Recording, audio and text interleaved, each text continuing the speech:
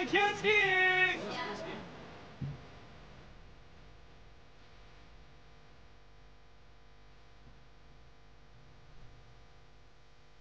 二拜高堂。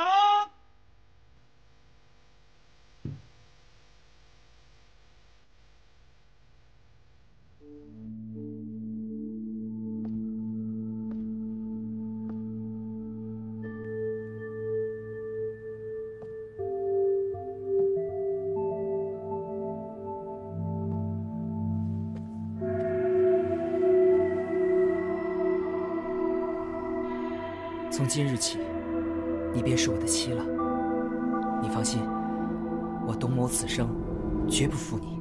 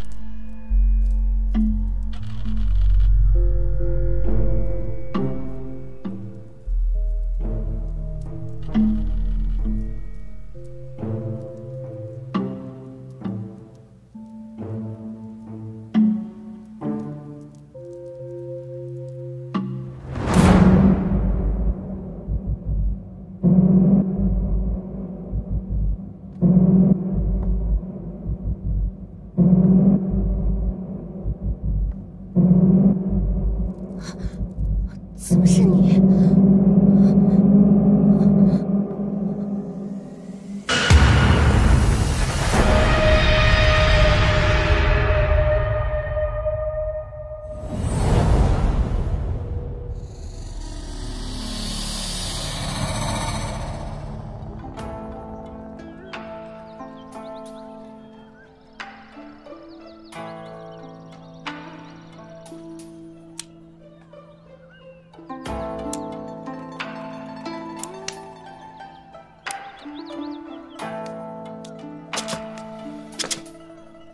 这个月赚的这点小钱，我连首饰都买不起。四娘，你花容月貌的要这些东西多俗气我就是一个俗气的人。我公孙四娘有今日，还不都是因为你白吃白喝白住害的？哎，咱把话说清楚了，今天樊舍成这样是自己经营不善，这个锅我可不背。哎呀，哎呀，这人比人真是气死人哦！你们说啊，人家董承一郎的儿子就能考上状元，而且昨天还迎娶了长安城最有名的大美人张家姑娘。我们呢，却要在这里算计着挣了几个钱呢，亏了几个钱呢，在这儿发愁。说白了，还是出身不一样啊。我们什么时候能出头呢？三炮啊，你们家少卿不管你啊！你说你不干活，在我这儿偷懒儿，怪不得没有出头之日，娶不着媳妇儿。四娘，这你就不懂。我们大理寺是靠世道吃饭，世道不安定有案子，我们就有钱赚；世道要安定了，我们就得去喝西北风。哟，饭来了呀，饭到了啊！不，老大，西城出了命案，你们俩赶紧跟我走。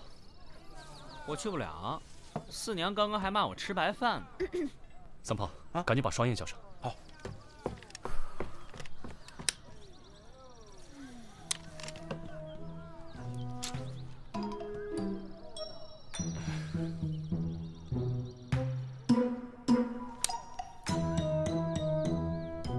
现在世道安定，那你的意思就是没钱给了呗？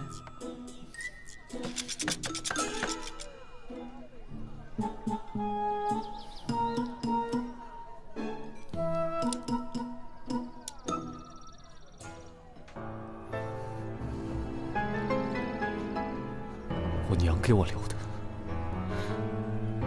等我有钱我。给我带上。这可是李少卿他娘让他交给新娘子的。哎，顺利哦！谢谢李少卿。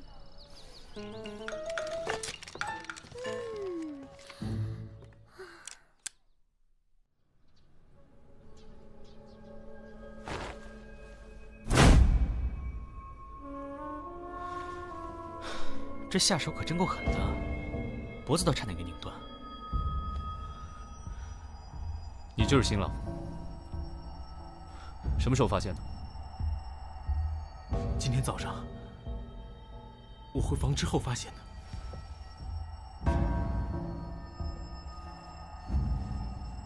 今天早上回房？那你昨晚干什么去了？昨日宴请司礼，不免多喝了几杯，不胜酒力，就在前厅睡着了。今早醒来，本想跟小倩赔罪，没想到他竟然……谁能证明你昨晚没回房？父母早早睡下了，我送走宾客回到前厅，就睡着了。那就是说，没人能证明你昨天晚上没回房间，你可能就是杀人凶手了。血口喷人啊你！我怎么可能杀死小倩？我与她青梅竹马，感情深厚，怎么可能杀了她？我早就说过不要去招惹张家，你看看现在啊，这可怎么好啊！张家一定不会放过我们的。张家？哪个张家？官人呐，这个张家是长安城有名的绸缎庄，经营着大大小小10几个绸缎庄。小犬和张家姑娘自幼相识，青梅竹马，奈何张家夫人嫌我们家穷，拿不出像样的聘礼，两人的婚事也只得作罢。可是1个月前，小倩突然兴奋地告诉我，她得到了贵人相助，可以嫁给我了。贵人？你可知道贵人是谁？她说，此人身份特殊，不能透露。不对呀，这张家姑娘不是嫁给程一郎董大人家的儿子了吗？你是说昨天成亲的那个状元郎？对呀，没听说董家娶错人了呀？而且张家姑娘的母亲和兄长昨天也参加宴席了。这就怪了，如果张家姑娘嫁到了这儿，那么董家公子娶的又是谁啊？陈生，你可知道嫁去董府的是谁？你就没想过，小倩如果没有嫁到董府，董府和张家都不会放过你们吗？我和小倩商定好，在父母面前成完亲后，我们就去南方做小生意，更名改姓，不再回长安。那也就是说，你知道的全部事实，就是1个月前张家姑娘被一个身份特殊的人帮助，想出了一个可以让她嫁给你的方法。是，但却在成亲这一夜被人杀死了。那清晨你来到这个房间的时候，可发现有其他异常？这张家姑娘平日可有什么仇人？没有。那你能不能想到有什么人会对张姑娘不利吗？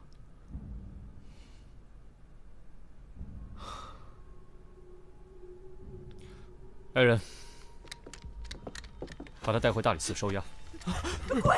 官人呐，官人饶命啊！官人，小儿冤枉啊！老人，您放心，只是审问，不是定罪，我们不会冤枉一个好人的。老人家，还劳烦您，这屋里的东西先别动，也许我们还有用。尸体呢？来晚了你。要我管？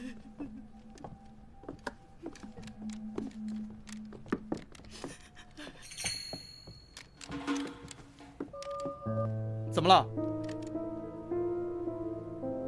怪不得张家不肯把女儿嫁给他们，这家也够穷的，连门上的破对联都舍不得换。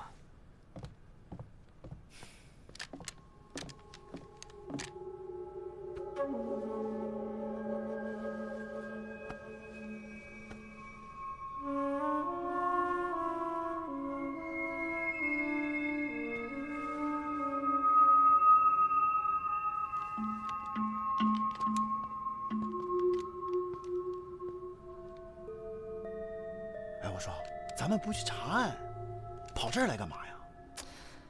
你傻呀！既然张家姑娘已经死了，那嫁进董府的是谁呢？嫁进董府的是谁呢？董公子这么年轻就考取了状元，前途锦绣，长安城里多少女子都想嫁给他。啊，我懂了。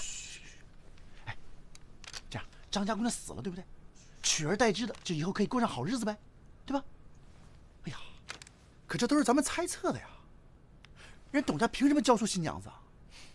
这就要看咱们李少卿有多大面子了。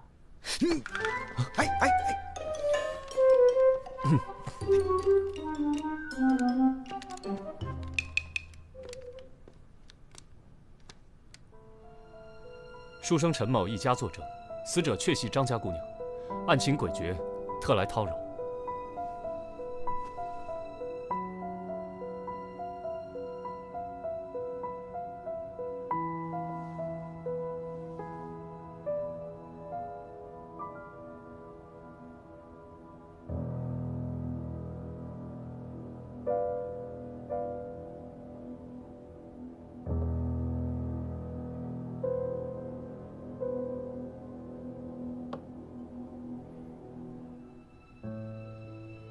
既然李少卿质疑我家媳妇儿的身份，本官已派人让犬子带媳妇儿过来请安，让少卿一辨真假。办案需要，失礼了。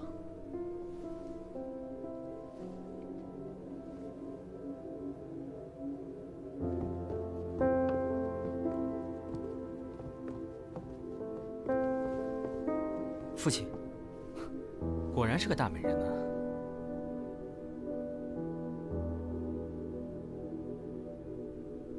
常山公主，公主？哪儿来的公主？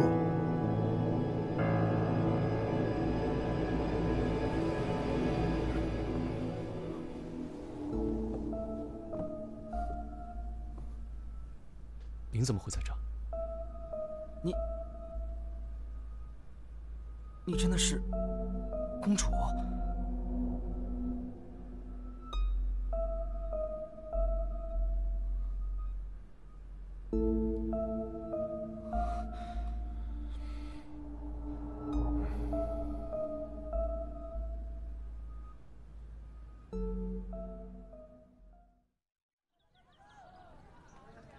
你说什么？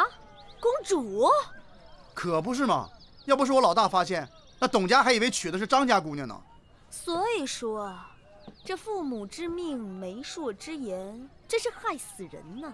成亲前两方连面都没见过，成亲后连娶错了媳妇儿都不知道。这公主如果想结婚的话，直接去求陛下赐婚不就行了吗？为什么非要偷摸顶着张家姑娘的名儿去嫁人呢？这就得问李治了，他人呢？陪着董家父子进宫请罪去了。验完了，死亡时间大概是在昨夜的酉时到戌时之间。张家姑娘确实是被勒死的，而且反抗得很激烈，感觉手指甲都已经抠进凶犯的手里面了。哎呀，染得那么好看的指甲，真替她可惜啊！哎，我一直不懂你们女孩为什么非要染指甲呢？自自然然多好看。你懂什么？那张姑娘的指甲染的是少见的嫩粉色，听说只有宫里才能培育出那么粉嫩的凤仙花。这张姑娘又不是宫里的女人，她为何会有宫中的粉色凤仙花呢？这还用问？当然是公主给她的。哟，回来啦！陛下有没有封你的宫啊？没治罪就不错了。你没问问陛下，公主为什么要顶着别人的名字嫁人呢？陛下本来有让公主去西域和亲的打算，但公主不从，陛下也就迟迟未下定论。公主应该是害怕夜长梦多，索性先下手为强，嫁给一个朝中的青年才俊。这个办法未必稳妥。如果陛下真要让她和亲，大可下旨让她改嫁。所以他才想要顶替张姑娘之名嫁进董府。要不是被李治发现的话，他现在还在董府做夫人呢。萨摩，有件事需要你帮我查一下。陛下为了安抚朝堂，就大度地赏了董府，算是补了公主的嫁妆。但是他也怀疑是公主杀人，对不对？除了新郎之外，最有嫌疑的就是公主了。但碍于皇家颜面，这事儿还得悄悄调查。如果真的查出来公主是凶手，那陛下打算怎么处置啊？其他我们管不了，我们只管查案。我们只管收钱。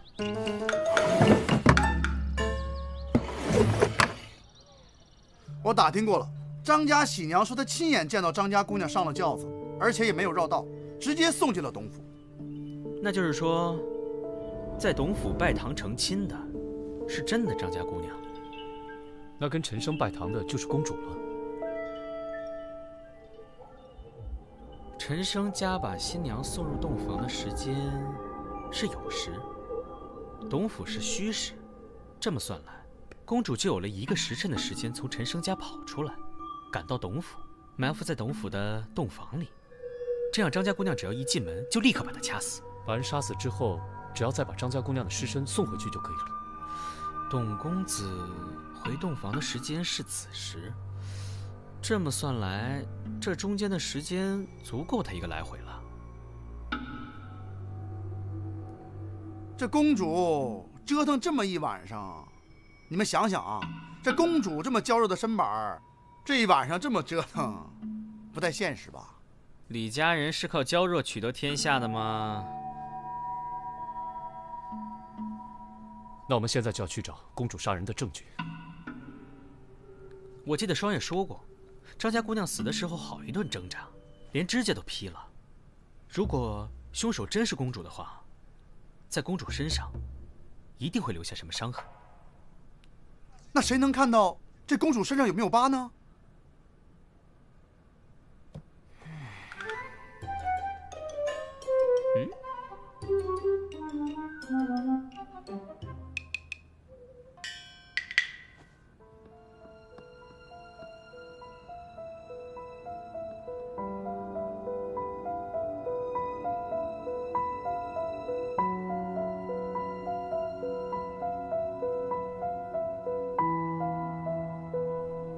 公主最近一切可好？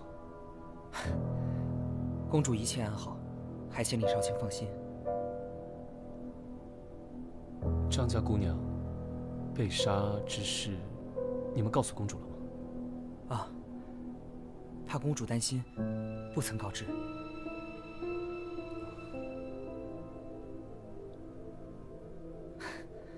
少卿有什么话，不妨直说。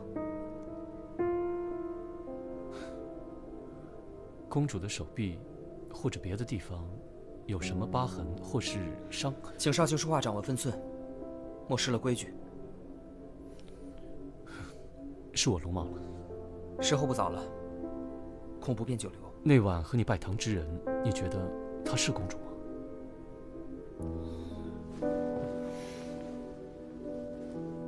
我可以准确地告诉你，那晚与我拜堂之人，的确是公主。那日拜堂之时，我曾瞥见新娘左耳后有一颗黑痣。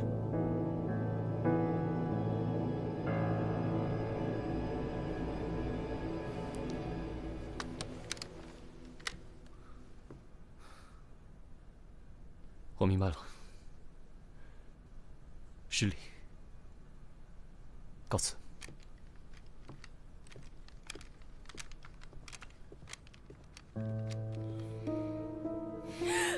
女儿，你死得好冤呐！不能进去，不能进去啊！哎呀，这有钱人家的公子还真讲究啊！你说这空隙里有什么呀？还这么挡着？你懂什么呀？多少人一到春天就容易花粉不服，人家这是保护自己。那也太娇气了吧！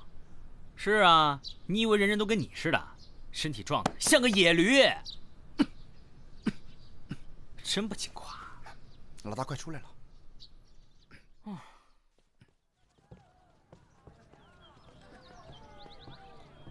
哎，子作，你终于来了。先帮我画张图，图中要标明张家、陈生家、董家，还有皇宫。嗯。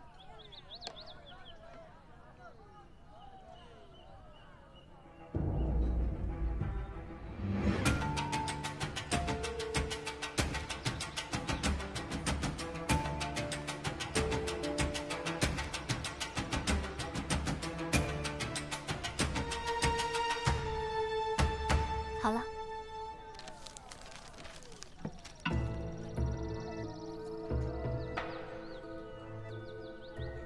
我想过了，本来要娶书生陈生家的公主，最后却被抬到了董家；而本来要去董家的张家姑娘，最后却去了陈生家。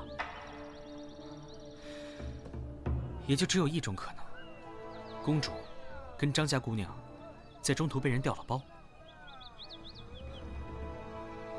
我明白了，应该是两人在中途互换了喜轿，才使得张家姑娘到了书生陈生家，而公主到了董府。没错。而这两个人能够碰头的地方，只有这里。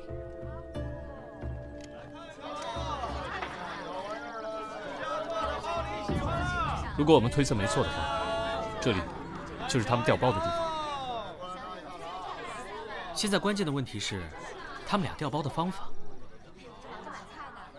老大，老大，哎，我问过那个轿夫了，那天张家姑娘就在这儿，对，就在这儿，真的出了点意外。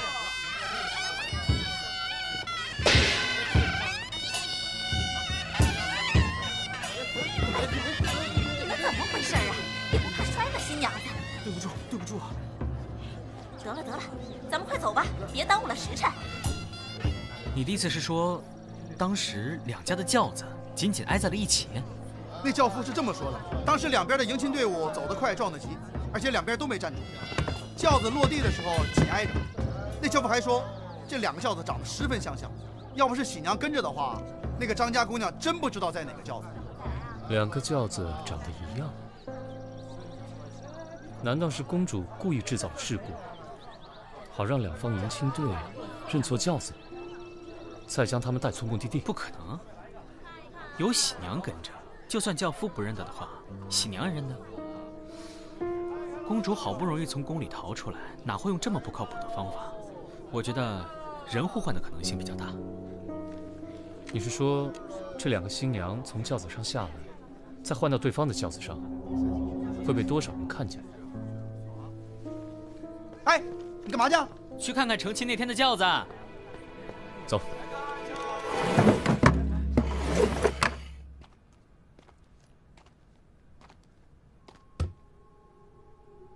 三炮，你说当时那两家的轿子是紧靠在一起，是前后靠呢，还是左右靠？左右靠。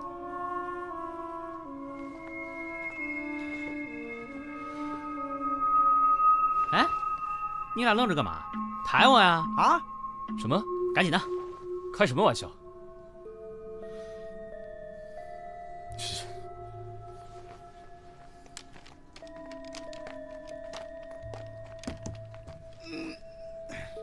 你以后少吃点行不行？你，哎，什么情况？这轿子底下有个翻板，上面有布蒙着，确实不易被发现。得了，李少卿，去跟陛下复命吧。公主不是杀死张家姑娘的凶手。此话怎讲？轿子底部有翻板，可进也可出。两支迎亲队撞到一起是提前算好的。张家姑娘和公主趁机从轿子里的翻板上跳下，换到对方的轿子中。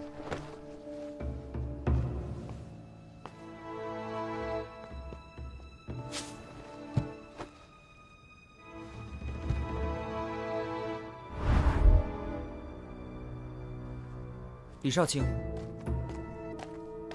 你们果然在这里。董公子，你怎么知道我们在这儿？公主得知你们上门造访，就追着我问到底发生了什么。我就将张家姑娘被杀的事告诉了她。她说你们一定会来这里，所以让我来找你们。公主找我们有什么事？这我也不知道，还请各位移步府上，让公主亲自跟大家说吧，请。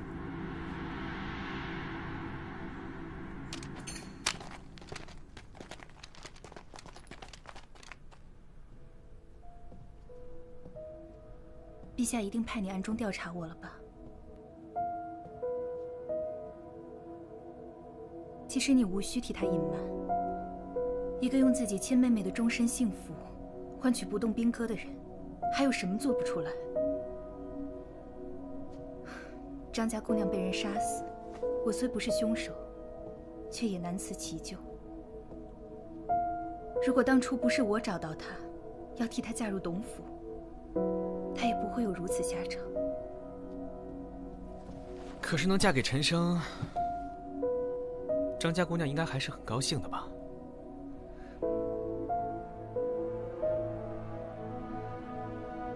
从陛下暗示我要去和亲，我就开始暗中派人打听长安城中近日要娶亲的青年才俊。在得知张家姑娘正为无法嫁给一个姓陈的穷书生而苦恼时，我便召她进了宫。我替你嫁进董府，让你和陈生更名改姓，远走高飞。作为交换条件，我准备了一些金银首饰，就当是给你的陪嫁吧。多谢公主。陪嫁？您给了多少？三毛，都什么时候了，还说钱？哎，不是我财迷啊，而是那陈家一点也看不出有钱的样子啊。或许是张姑娘想在成亲之后再把钱拿给他。照你这么说的话，那应该在张家姑娘嫁过去的时候，这些金银首饰就随她一起带过去了。可是我们去查看现场的时候，别说金银首饰了，就算是一个多余的铜钱，我看也拿不出吧。那这金银首饰又去哪儿了呢？公子，不好了，张家的母子俩又来闹上了。让他们在偏厅等着。是。他们来闹什么？还不是说我们害死了他女儿，让我们赔钱。你们一个公主，一个状元郎，还差那点钱不成啊？不是我们不赔钱，这张家就像个无底洞一样，今天给了，明天还要，3天一小闹，5天一大闹。只要杀人凶手不找出来，我们是不可能安生的。再这样下去，我们的家当会被他们掏空的。可是这张家不是经营着很多家绸缎庄吗？按理说他们家家底儿不比你们薄啊，这么一而再再而三的要钱，很奇怪啊。三炮，你去打听一下，这张家到底缺不缺钱？啊，之前打探过了，这张家的绸缎庄啊，虽然生意很好，但是耐不住有个病殃殃的张公子是个败家子儿。这张公子嗜赌如命，现在这个绸缎庄还在赌场压着呢，绸缎庄的收益直接入赌场的账，抵他的赌债。所以他们才要趁机讹你们。我说呢，当初父亲给了张家一大笔聘礼，想必也拿去还了赌债。这个张家的公子是个赌徒？对啊，我刚才说的很明白了，你是不是傻？我突然想到一些事情，你们等我一下，我马上回来。哎，记住，把张家母子拖住。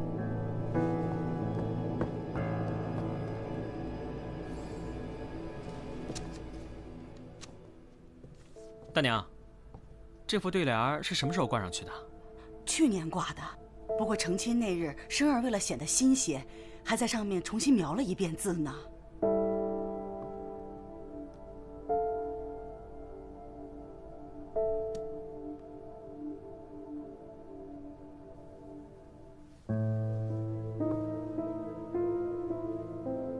果然如此。董公子，你们这是什么意思啊？让我们等这么久，一个字儿都没拿出来。我可把丑话说在前头，今天要不拿出钱来，我们孤儿寡母啊是不会走的。张夫人，恐怕你从今往后都不能再从董府拿到1分钱了。哼，你是什么人？我是什么人不重要，重要的是，我知道是什么人杀死了您的女儿。什么？是谁？谁杀了我女儿？你快告诉我！这个凶手不是别人，正是您抵押了全部绸缎庄，把女儿嫁出去谋取高额聘礼，还上了他全部赌债的张公子，您的亲儿子。你胡说什么？子熙怎么可能杀他妹妹呢？是啊，什么人才会丧心病狂地杀死自己的亲妹妹呢？或许是发现妹妹私藏了另外一大笔钱，所以才动了邪念，起了杀心呢。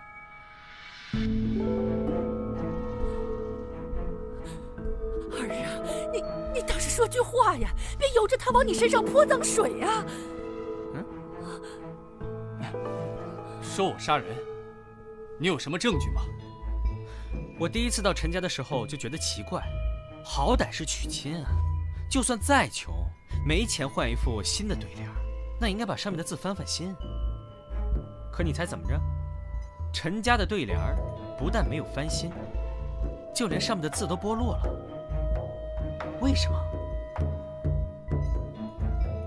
你说这些，跟我有什么关系？当然有关系了。你猜，那副对联上剥落的是什么字？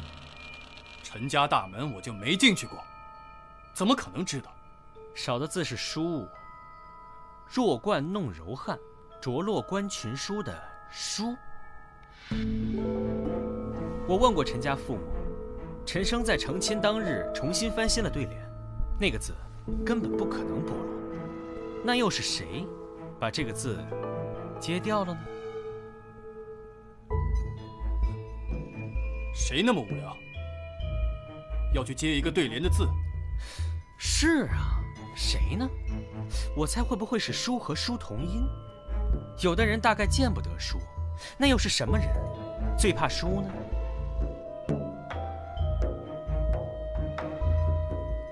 赌徒最怕输喽。没错。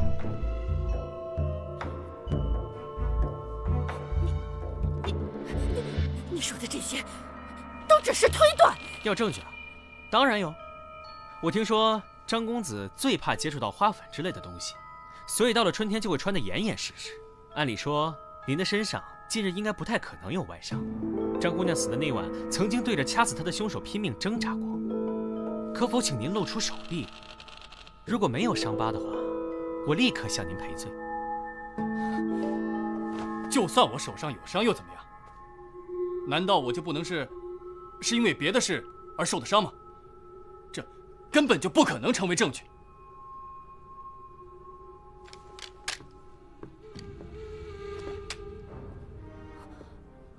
哎，你放开我！得罪了你，这是我喝茶时不小心打翻杯子，烫伤而已。张公子真爱说笑。子熙，这是……这明显是花粉引起的邪热侵袭化脓之后的伤疤。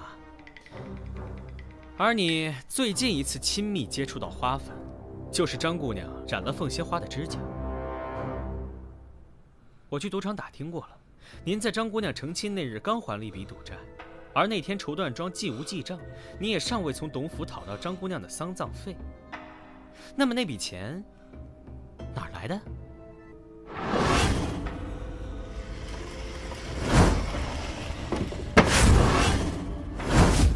这根本就不能怪我，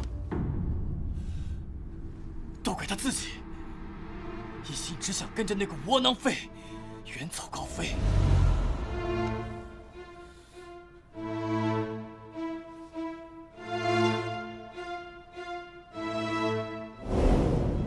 他有没有想过我啊？我是他的亲哥哥，他连我的死活都不顾了。子熙。我早就发现他情绪异常，所以我这2天一直跟着他。我跟着他。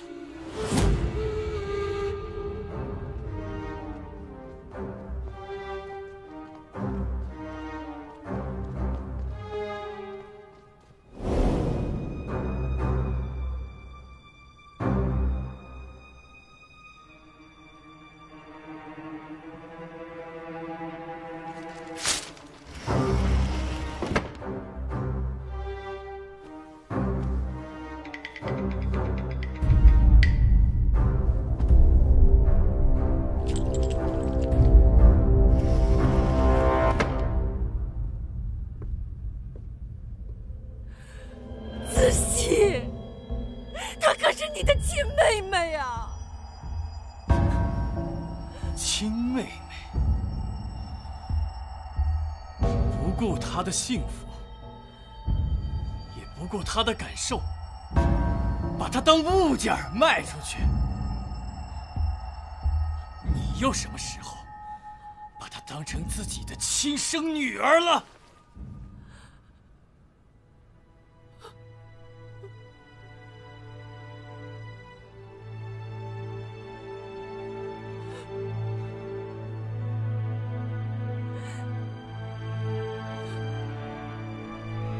三炮，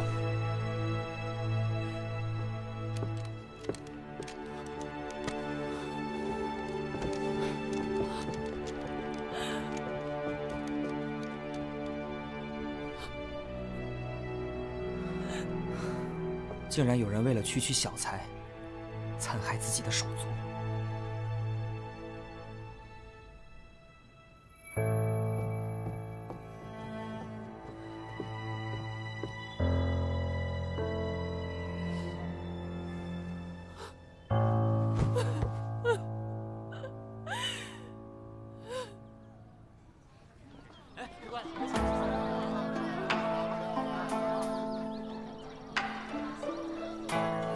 又在偷懒呢？吓死我了！我刚做梦吃烧鸡呢。又想躲着不干活啊？我说四娘，我刚眯一会儿就被你骂，我都不想干了，怎么了？啊，给你干活你又发不出工钱来，我何必苦着自己？翅膀硬了啊！那我告诉你，你在这儿待一天，我就得用你一天。有种你走啊！想走那天自然会走的。怂了是吧？少给我在这装蒜！地擦了，碗洗了。